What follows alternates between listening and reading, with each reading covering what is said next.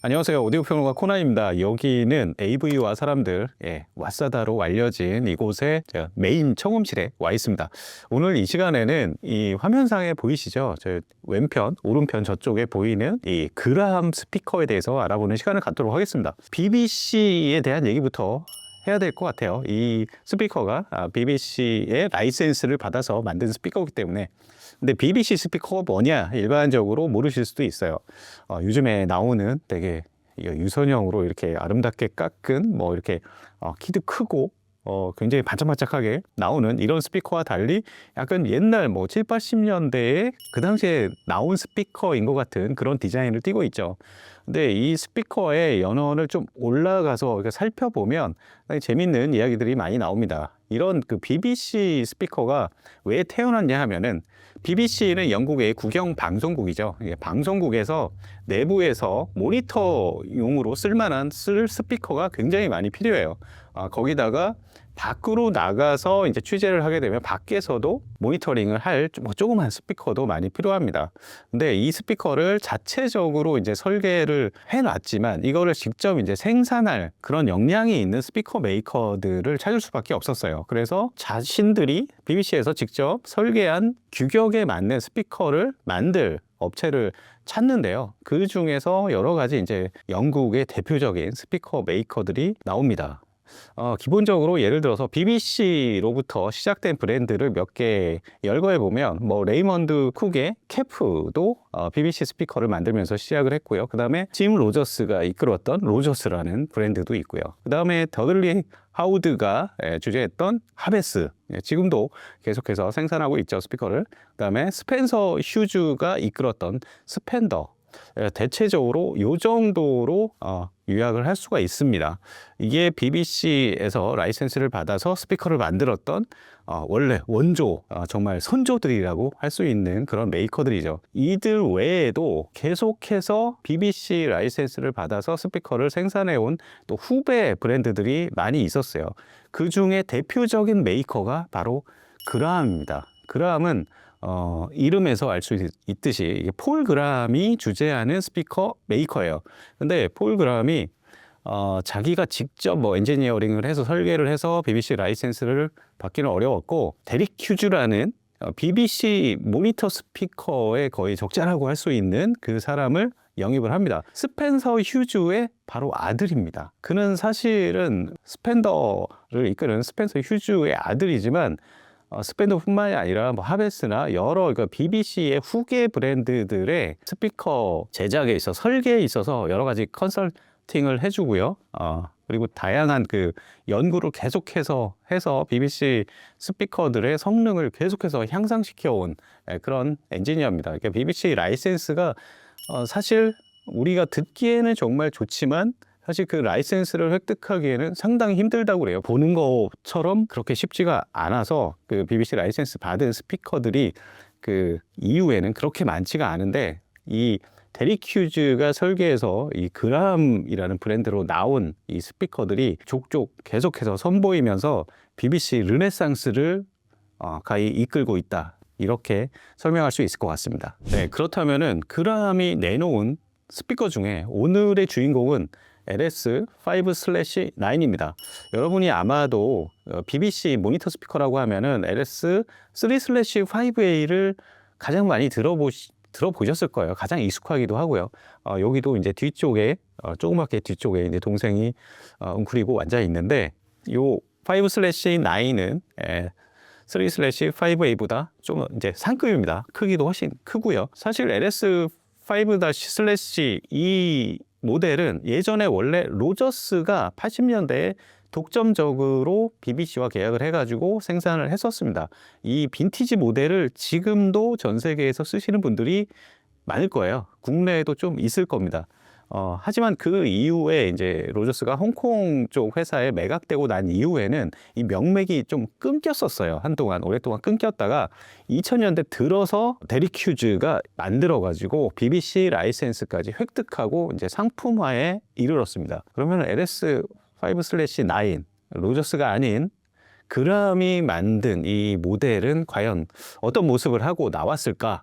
과연 예전에 로저스가 만들었던 것과 또 어떻게 다를까 좀 알아보도록 하겠습니다. 우선은 이 스피커 트위터를 보면은 어디선가 이렇게 많이 본 듯한, 예전 빈티지 모델 많이 사용하시는 분들은 오닥스라는 트위터 회사 기억하실 겁니다.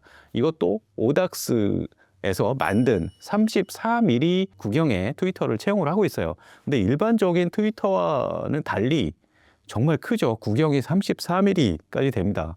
그래서 고역 쪽이 고역뿐만 아니라 중역 일부까지 굉장히 좀 충실하게 재생해주는 트위터고요.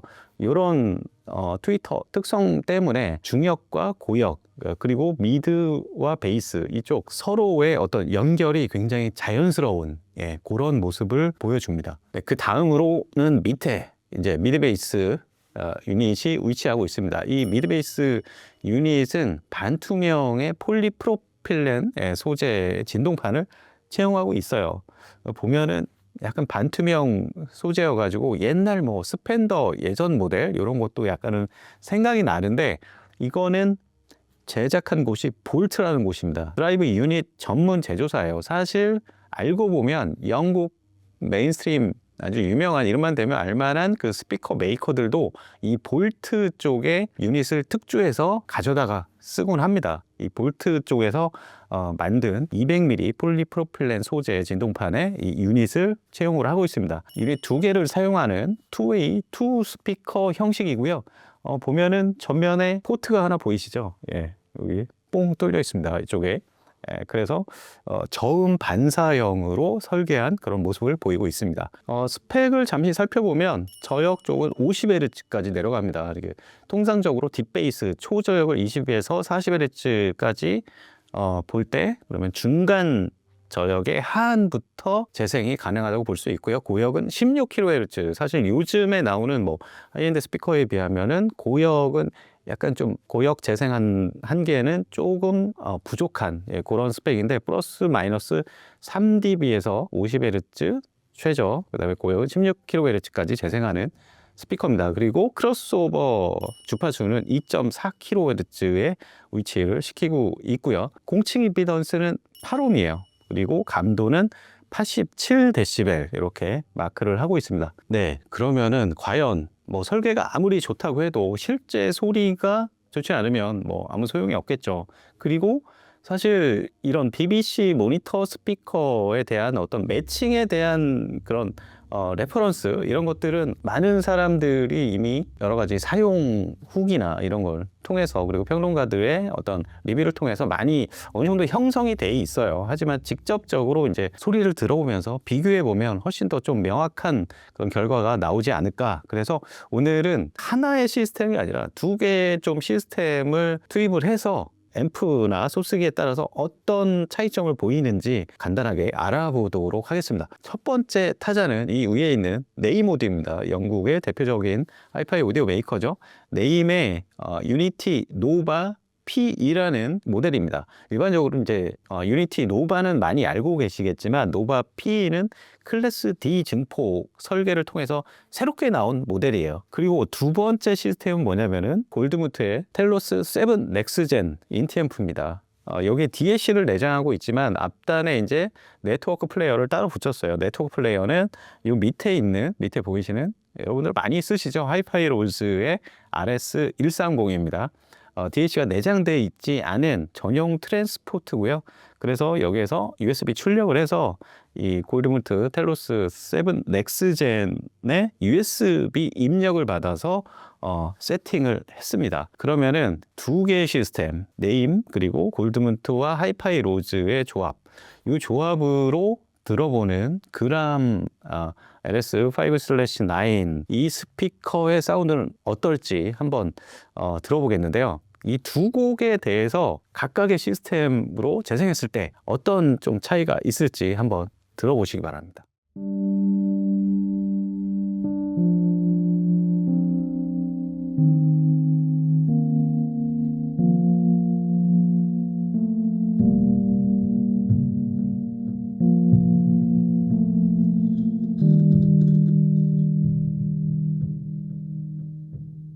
Our bodies are hurting like hell.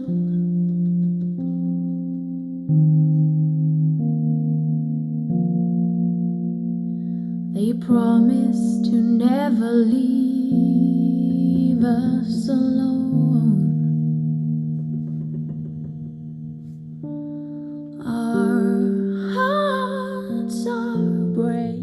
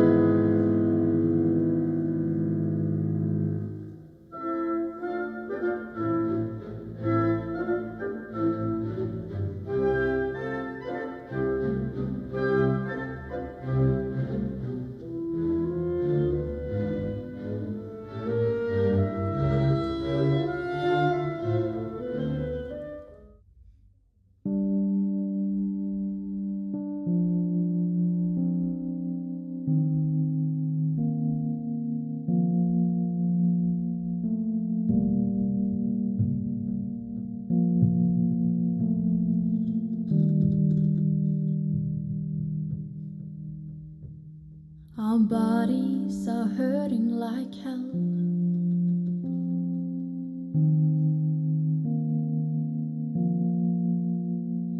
They promise to never leave us alone. Our hearts are breaking like bones.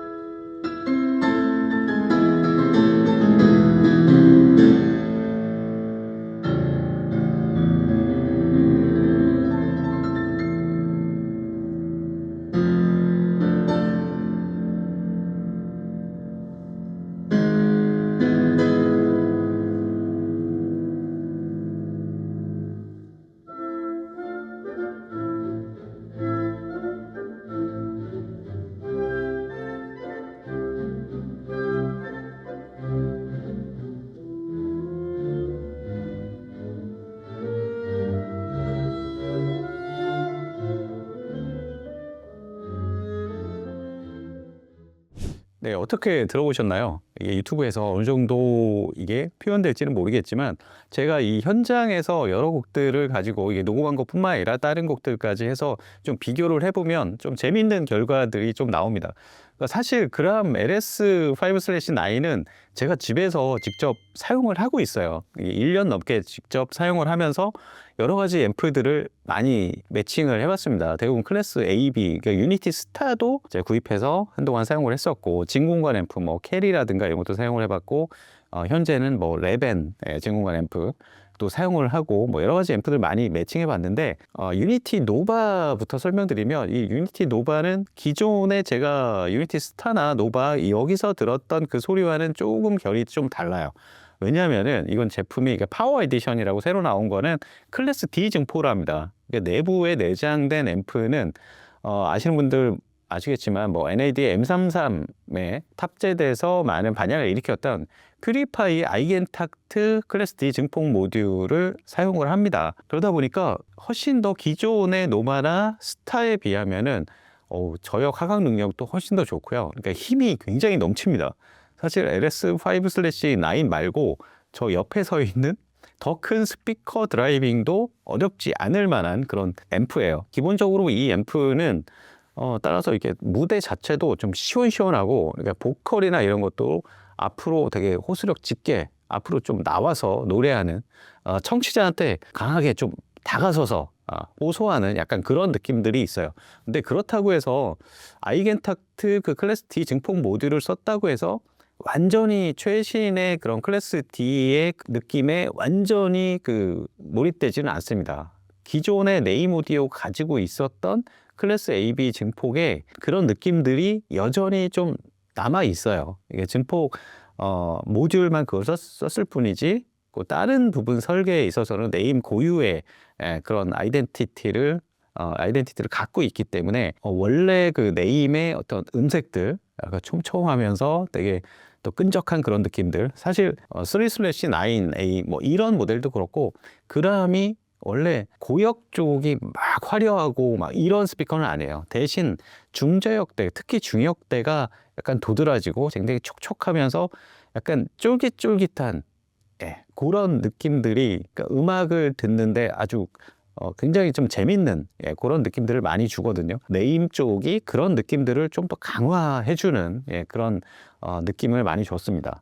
그 다음에 이제 골드문트로 넘어가서 들어보면 물론 이제 네임 노바 이제 유니트 노바 P는 이게 올인원 네트워크 앰프기 때문에 소스 기기도 이 안에 내장된 거를 썼어요. 하지만 이제 골드문트 같은 경우는 내부에 DAC를 내장하고는 있지만 네트워크 스트리밍은 안 되기 때문에 하이파이 로즈 RS130의 힘을 빌었습니다. 근데 어쨌든 간에 이 골드문트로 매칭을 해서 듣는 거는 저는 사실은 상상을 안 해봤어요. BBC 모니터에 골드문트라니. 뭐냐면은 BBC 모니터들은 대부분 소리결이 좀 따뜻하고 대역은 좁지만 중역대 핵이 아주 뚜렷하고 굉장히 그 쫄깃하면서 아주 진득한 그런 느낌들이 매력이거든요. 근데 반대로 골드문트 같은 계열은 일단은 엄청난 스피드, 굉장히 투명하고 이 스타트와 스탑이 엄청 빠른 그리고 무대가 굉장히 넓게 펼쳐지는 현대 하이엔드 사운드의 어떤 전형을 만든 브랜드거든요. 그렇다 보니까 너무 이제 서로 많이 다른 특색을 갖고 있어서 이게 과연 잘 맞을까 그런 생각을 해봤는데 저는 오늘 들어보면서 굉장히 좀 재밌게 들었습니다. 일단은 뭐냐면 똑같은 곡을 들어도 대역이 굉장히 좀 스피커의 대역이 넓어진 것 같은 그런 그 정도로 앰프가 좀 광대역으로 좀 펼쳐져요. 그러니까 그러다 보니까 이제 그람에다가 뭐 네임, 쿼드, 뭐 사이러스, 뭐 하여튼 전통적인 그런 트랜지스터 앰프들을 물리거나 저는 진공관 앰프를 물려 쓰고 있는데 그런 제품들 고전적인 그 클래스 AB나 진공관 앰프로 들었을 때 약간 답답하다고 느꼈던 부분들이 이제 골드문트로 매칭해서는 완전히 해소가 됩니다. 그래서 대역이 더 넓어진 것 같은 그런 느낌도 들고요. 그리고 또 하나는 악기들이 잘 분해돼요. 그러니까 뭐 여러 가지 악기들이 나와도 뭐 보컬과 뭐 피아노, 뭐 바이올린, 기타, 뭐 관악기 이런 것들이 굉장히 촘촘히 분리돼서 들립니다.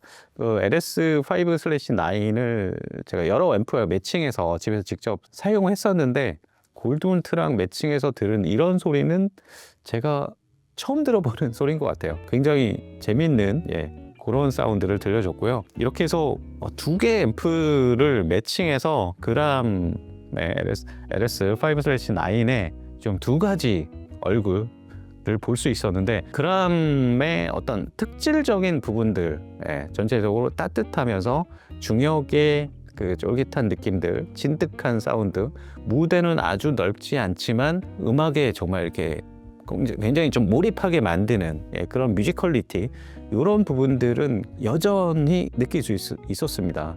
하지만 이제 앰프에 따라서 사실 여기 투명도라든가 중역의 어떤 디테일, 저역의 어떤 깊이 이런 부분들이 다양하게 또 드러난 것 같아서 아주 재미있는 청음이 됐던 것 같은데요.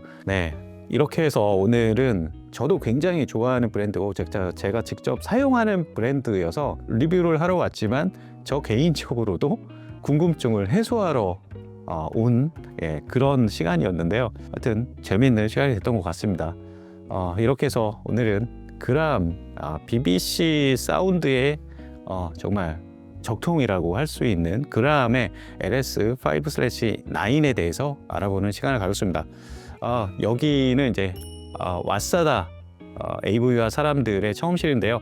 다음에 또 이곳에서 좋은 리뷰, 좋은 제품들 만나볼 수 있었으면 좋겠습니다. 지금까지 오디오 평론가 코난이었습니다. 감사합니다.